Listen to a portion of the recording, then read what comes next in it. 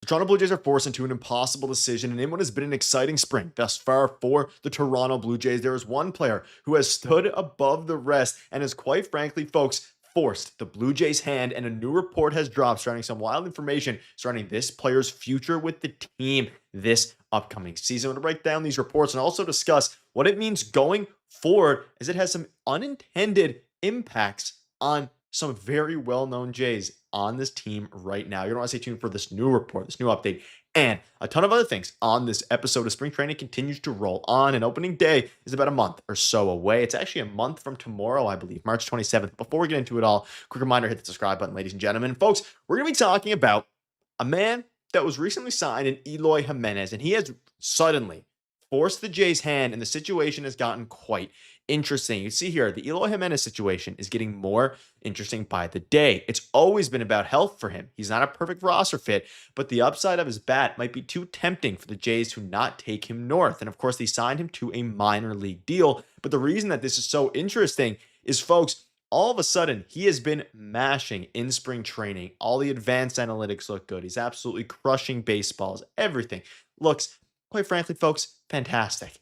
But a new report has dropped, and it reveals that the decision is a bit more complicated than fans initially think. Now, with an entire month between, this is from Shadavidi, between now and the Blue Jays must submit an opening day roster, there's little sense speculating how Jimenez could fit. But Jimenez says that he'd be willing to begin the season at AAA, awaiting an opportunity if that's how roster mechanics play out. If that's the decision, it's okay, Jimenez says. I don't want to focus too much on the future. Whatever they decide, I'm going to keep doing it. If they decide that I need to go to another team, that's okay. If not, I'll stay here. So first of all, a fantastic mindset to have, especially given his career, once a Rookie of the Year finalist, all these different things. But folks, he's done really, really well thus far in spring training, and he completely transformed his body. I covered it at the moment of signing.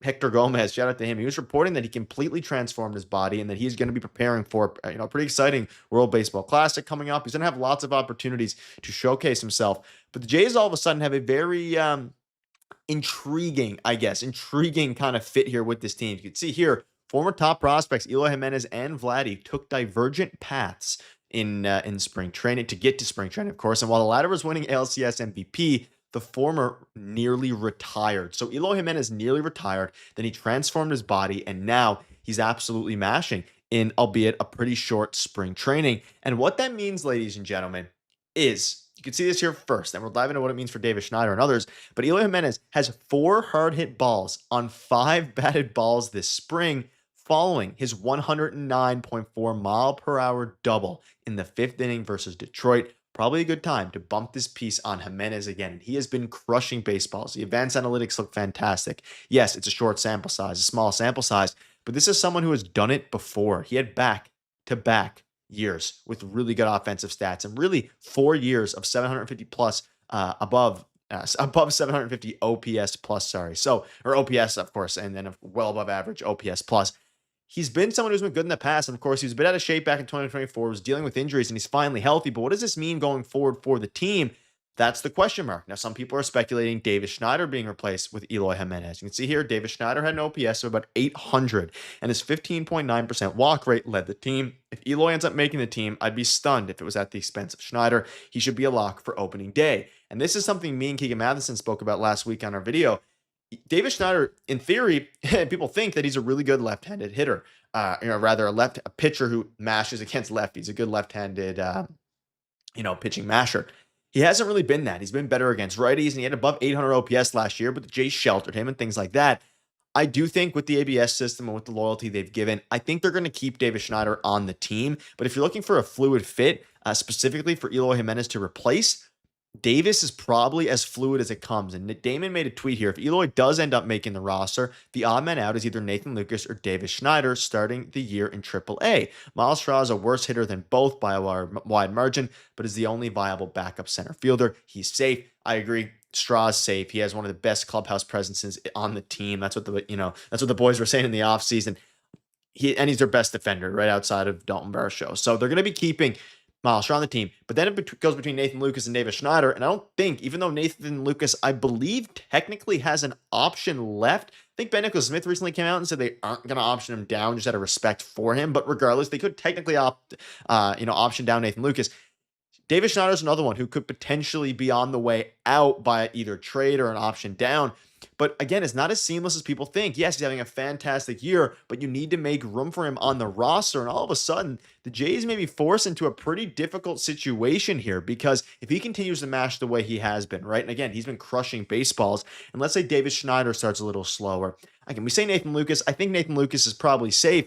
You have to make an argument for Eloy Jimenez to make this team because if you don't, you're limiting one of your best left-handed pitching hitters, which is supposed to be Eloy Jimenez based on what we're seeing so far. So it's going to be interesting to see what actually happens with him. Again, Davis Schneider, it would be a hard option down. It'd be a hard cut. But at the same time, most likely they'll probably keep Eloy down at AAA to start the year, especially because he said he's open to doing that.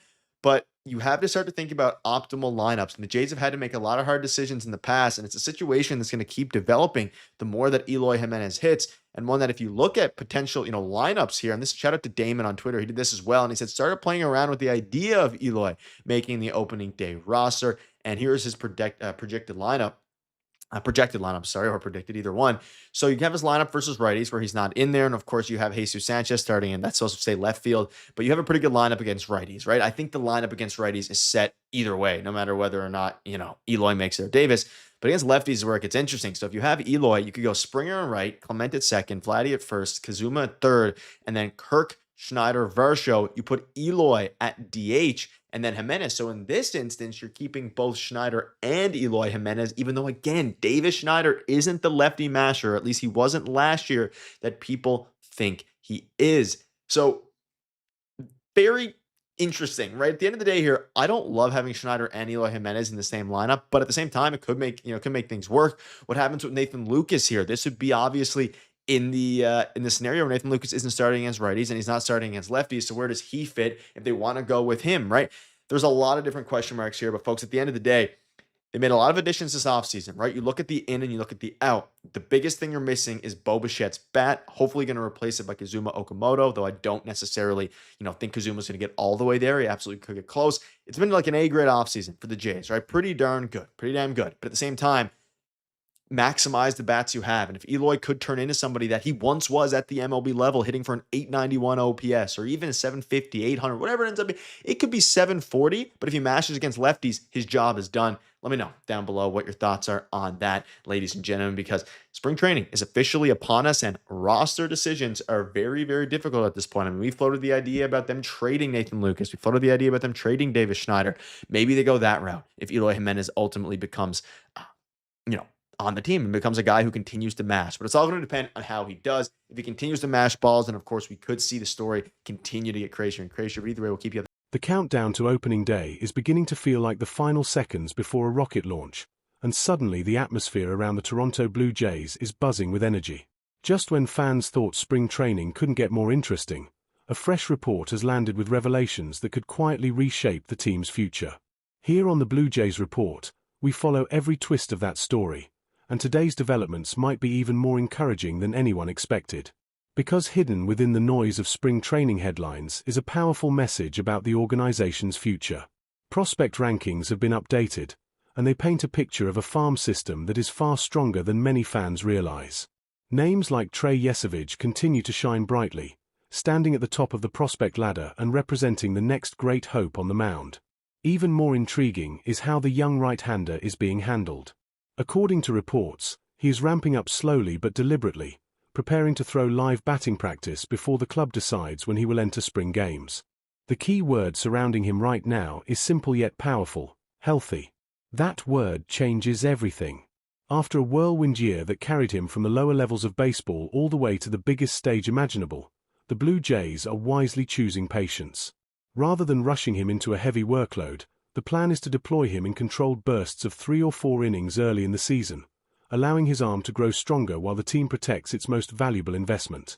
If you're enjoying this deep dive on the Blue Jays Report, this is the perfect moment to like the video, share it with fellow Jays fans, and subscribe so you never miss a daily update as the season approaches. Meanwhile, another fascinating storyline is quietly gathering momentum in camp.